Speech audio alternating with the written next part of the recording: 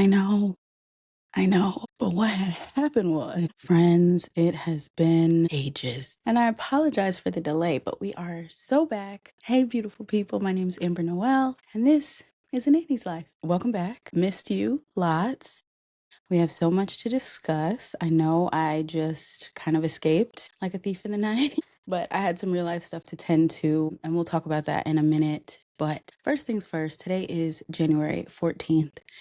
And for the past several days, there have been fires burning all over LA. California is no stranger to wildfires, but these have hit really close to home. A lot of people have lost all their belongings, and others still have their life turned upside down, always at the ready to evacuate or get out, or out there trying to help people, just trying to function in a city that's on fire. So if you're not aware, please make yourself aware. Take some time to get into the news, educate yourself, give back if you can. We do have some resources in our community who are taking donations. We have Simone from the Black Nanny Network, who is a local to LA actually, and she's on the ground letting people know where donations can be sent. There's also Nanny Relief Fund, who we had on the show last season. They are collecting donations for those affected by the wildfires. And if you have any resources that I have not mentioned, please send me a direct message and I will announce them on next week's episode.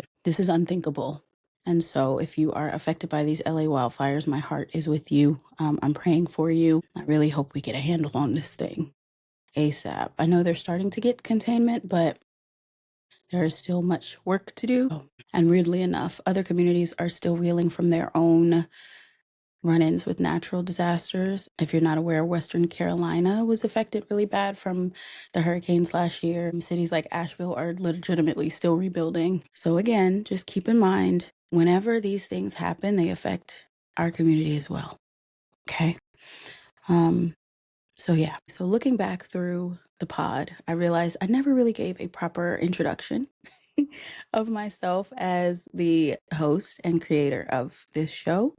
So we're going to do that today. Okay. You already know my name is Amber Noelle. My socials are at A Nanny's Life, exactly like the name of this podcast. You can find me everywhere. I have YouTube, I have Instagram, I have apps that are maybe not going to be here very much longer. So if you're looking for me on socials, you can find me at A Nanny's Life. For the most part, I do update my daily nanny life there. So feel free to join me if you would like. I am in Atlanta, Georgia. I was raised around Atlanta, OTP, if you know what I'm talking about. But I do live in Atlanta proper now. And I work in Atlanta with a sweet little baby. I consider myself a baby whisperer. I love working with infants. I'm really good at it. I really like working toward communication and gross motor milestones and all that stuff. I really love the quiet moments. So having a blast doing that. I am a self-proclaimed regular, degular nanny. I'm learning that the phrase upsets people sometimes because they think I'm downplaying what nannies do. And the truth of the matter is, I am not. The term nanny alone carries so much weight, so much impact. But when I say regular, degular nanny, what I mean is I wake up in the morning in my own home. I go and I support families, typically families where both parents are working, career driven, so that I can step in and support. And then I go home for dinner every day. I do believe that all children really deserve one-on-one care. And so I try to help the families who don't necessarily have a full household staff, aren't necessarily, looking to keep up with the Joneses, aren't necessarily traveling a ton and taking me with them. I'm just there for the day to day. I think there is so much beauty in being there for the day to day. I appreciate the consistent schedule, the low travel. Like I said, the quiet moments, the little things, I'm really good at sleep training and getting to know a child from the beginning. I believe that kids are people once they're born. So I try to treat them as such. It is my 14th year of being a nanny, which is crazy to think about because I'm still 21. I'm 36.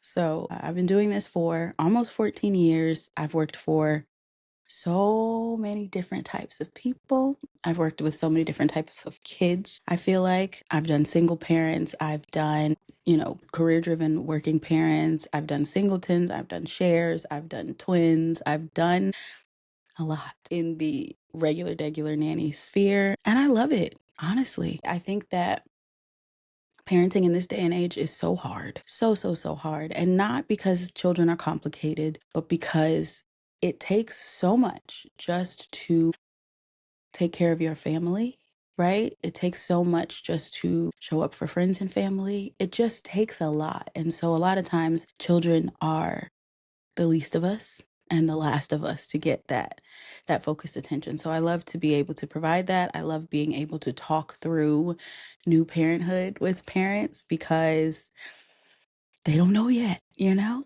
They don't know yet. So I really enjoy that connection, that support, that gentle approach with parents. I'm big on the life skills, I'm big on bringing baby into your life as opposed to entering theirs necessarily, while at the same time accommodating them where they are and not expecting too much of them at their young age. So that's me. If we're talking hobbies or special interests, I did music and musical theater for most of my life. So I like to integrate that into my work. Photography as well is a passion project of mine. I love sending parents good pictures of their kids because sometimes it's hard to get good pictures of babies. So that makes me really happy. I love puzzles. I love linguistics. I love reading. I love gardening. I love being outside in the sun. So as you can tell, I am not cut out for an office life. I am absolutely cut out for this work that I do. I'm gonna keep doing it, babes. I'm gonna keep doing it. I have had a couple of speaking experiences in the community that have been really rewarding, getting out and talking to nannies, talking to people that maybe I wouldn't have interacted with before because of distance, right? And it's been really rewarding to hear that people like the show, that people want the show to continue, that people are interested in continuing the conversation. So that's what we're going to do, friend. We are going to continue the conversation here on A Nanny's Life. So this platform was created, first of all, during a global pandemic, and it was created to bring nannies together in our common experiences. So I wanted this to be a space where we could put words to the experiences that we share that are unique to our industry. I want to work toward being better nannies. I want to work toward getting better jobs. I want to work toward really honing in on what it is we love about this work and basking in that, as opposed to just accepting whatever is given to us and hoping ultimately to make ends meet. I want this platform to be a place where nannies can see themselves, they hear themselves, they feel seen and validated and honored, honestly, because where else will you feel honored and validated? The work we do is often unseen and uncelebrated, but I want us to do that here. I want this to be a collaborative space. I want us all to share our stories because, again, nannies are not a monolith. We all have different stories, different experiences, different families, different outlooks, different philosophies. And I just think that the more we talk with one another, the better our experiences are. Sometimes we can learn from someone else's mistakes instead of having to make our own. I also want to highlight the impact of pairing education with experience because I feel we spend a lot of time arguing about who's most educated, who, went to the better school, this, that, and the third. But the truth of the matter is there is absolutely no replacement for experience. Nothing can prepare you for the things that happen other than going through them. There's no way. I am a person who went and got an undergraduate degree in developmental psychology, and then I came into this work and I was not fully prepared. And so I've learned so much over the years to sort of pair with my education. I've learned so much more about people, about relating to people, about understanding people, about communicating with different people, whether it's parents, other nannies, the kids that we care for, community members, people in my life who maybe don't understand what I'm doing. The education and experience, they go hand in hand. We need both. And honestly, if we have to leave one on the table, for me, it would be education in this work because there's so many ways to educate yourself outside of traditional schooling. We've got access to so much So many books, so many articles, different people on social media, YouTube University will get you together. Okay. So we want to highlight the impact of pairing education with experience. And I want to normalize nanny life. I don't think we've gotten to the point yet where when someone says, "Oh, what do you do for a living?" and you say, "I'm a nanny," we haven't gotten to the point where that is universally like, "Okay, cool. How do you like that?" A lot of times we still have, "Okay, you're a nanny for now, but then what?" Or how do you expect to be able to pay your bills? Or why are you doing that work? Why are you raising someone else's kids instead of having your own? Those might be specific questions to a 36-year-old who's been in a relationship for a really long time. But you know what I'm saying. I want to normalize nanny life. You can be a nanny as a career and still live your life. You can buy a home, you can buy a car, you can travel, you can have balance, you can have harmony, you can do all of that as a nanny. So we want to normalize nanny life.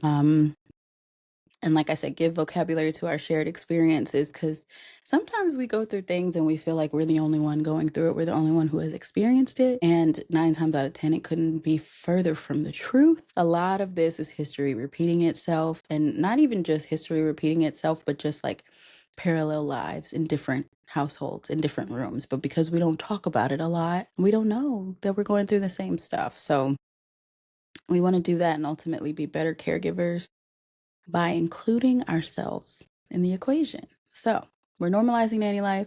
We're talking education. We're talking experience. We're talking self-care. We're talking all the things nanny. So I know some people are wondering, Amber, where have you been though? Like, you're doing all this talking, but what's tea, sis? What happened? Well, what had happened was if you knew me before this on socials, you know that I worked for a family for many years. We started working together in 2017. And so we worked together for many years, first as a share, and then just for that family. And then this year, my job ended. I was prepared for my job to end this year, but I was not prepared for how it would make me feel. I was not prepared for how hard it would be to transition gracefully out of that position. In a lot of ways, I wasn't ready. And so in May, when I learned that my job was ending, I immediately stopped doing everything outside of going to work and then taking really good care of myself. That looked like, eating well, hydrating. After work every day, I would take a long walk. Thankfully, it was summertime, so it was still sunny outside and warm. But I would take a long walk to just process my feelings, process my thoughts, and get some of that energy out of my body. Honestly, I didn't want to hold on to it. Of course, I learned before the kids learned, so I was still, having to show up and love you, even though I was having a hard time. I won't lie, it was a hard time. 7.5 years is a very long time to take care of children. And yeah, I was nervous. And funny enough, right after I learned that my job was about to end, I was contacted by All of You Nanny. Sarah wanted to do a conversation. They have a podcast as well. You should check that out. But Sarah reached out to me and wanted to have a conversation. And of course, I was like, yes, please, let's do it. And one of the questions she asked me was, "So, what happens when this ends?" She was like, "We don't want it to end. And of course, that family will keep you forever," which we have to unpack that. We have to unpack that concept of a family keeping you. So put a pin in that. We'll talk about that later. I don't really love the language. And that's no hate to Sarah.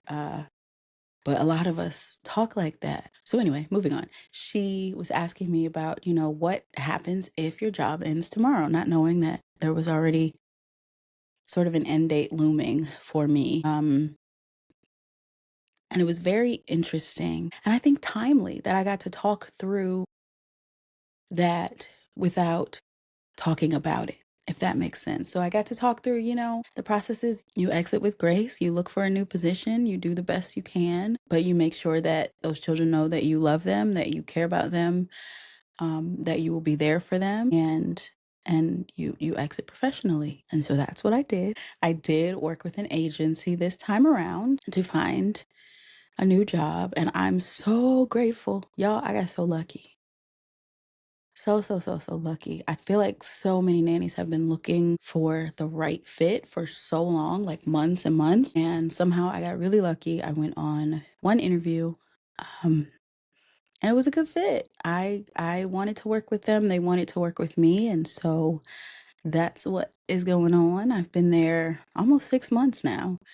So a definite change of pace, different environment, different vibes, but I'm loving it. I'm still in contact with my other nanny family. I actually just saw them this weekend for a birthday celebration. I will love those kids until the day I die, and even beyond that. And I'm grateful to have known them. I'm grateful to have worked with them. I learned so much in that job, y'all. So much. It really has informed my nanny practice, my nanny philosophy going forward. And I'm so grateful. I was telling my friends I'm in my granny nanny era.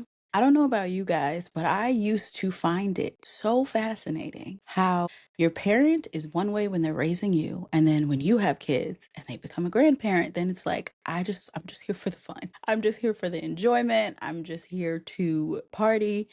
And then we're going to go home and you can sort of deal with the fallout. But I'm learning over time, it's a lot deeper than that. And I think grandparents get a bad rap for that. I don't, anyway, I think the reason that grandparents are the way they are is because they know that the days are long, but the years are short, right? Grandparents know that in the grand scheme of things, in the big picture, after all is said and done, the important things are not the superstructure or, having meals at the right time every day or, being on time every single time. Grandparents understand that what matters is the connection, the safety, the smiles, the laughs, the happiness, and just love. So I'm definitely in my granny nanny era with this baby. This baby has me wrapped. Some days I don't recognize myself because I go with the flow in an incredible way. But it's because I know this is just a blip on the radar, man. And you got to enjoy it as much as you can. It's best not to fight against it. Sometimes we go through eras where they sleep more or they sleep less, or they're more playful or they're more fussy. Sometimes they need us to just hold them a lot. But how beautiful is it that they feel safe with us? So I'm enjoying this time. I'm definitely evolving and I love to see it. I'm having a blast, honestly. A lot of people reached out, more than I expected, honestly, asking when I spoke about leaving my last job. A lot of people reached out and were like, it's time to pivot, girly. Where you going? What do you want to do? Who do you want to work with? Like, how can we transfer these skills to another industry? And while I really appreciate the support coming from all sides, because I know that for a lot of people, nanny life has an expiration date. And ultimately, for me, it will. It's just not now. I didn't see myself pivoting. I don't feel like I'm done. I feel like when I am done, I will know. And in a lot of ways, I think I'm going to have to be a lot more tired, a lot more run down to be done because corporate life is not for me. And I just want to support more parents. I want to support more parents. I want to support more children. I want to stay close to this work because I also think it's really hard to talk about this work when you're out of it, because then you're very much big picture, only talking about what you can remember. But when you're still in it, those feelings, those moments, they hit you often. And so I don't want to lose my inspiration either. I want to still be here for the other regular nannies who are in the trenches and killing it. I don't see myself in another profession, honestly. I think in a lot of ways, nanny life saved me from myself because, I went to college, I got the degree, I moved to the big city, and I said, I'll just do this for a little bit until I figure out my full path. But I don't think any other career would fill my heart the way that this one does. And I don't think any other career would get as much from me. Do you know what I mean? I think there's beauty in giving what you have to offer where it needs to be offered. I think there's something so important about knowing that you're one of the ones that a child crying doesn't upset me. A child having a tantrum does not intimidate me. You know, I'm really good at moving on from something. Some people can't do the whole toddler thing. Toddlers terrorize you all day and then 5 minutes later they want a hug. I'm cool with that, you know? And so I think the people who have a heart for this work, who have the patience for this work, who have the desire to do this work should do this work. And so as long as I still have those things, I'm still in this thing, man. I'm a nanny. It is what it is.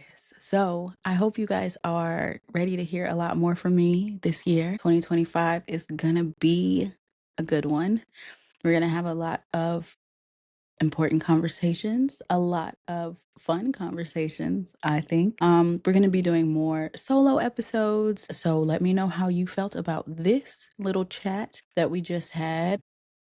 I brought on an intern and I can't wait for you guys to meet her. She is everything. So she's going to be sitting in on some episodes and helping me with some of the admin work. And like I said, please subscribe to A Nanny's Life everywhere so you can stay in the loop with what's going on, particularly YouTube, Instagram, at A Nanny's Life, ANANNYSLIFE.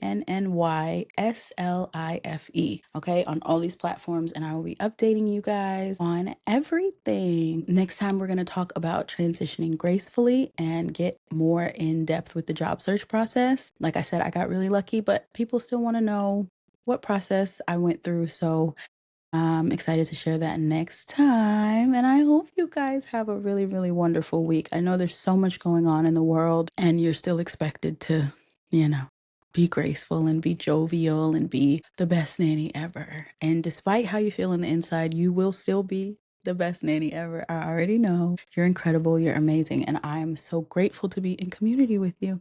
Okay. So thank you for listening to this episode of A Nanny's Life, and we will be back so, so soon. I hope you take good care of yourself this week. And I mean, take care of yourself as well, if not better, than you take care of others. Okay, friend? See you next time.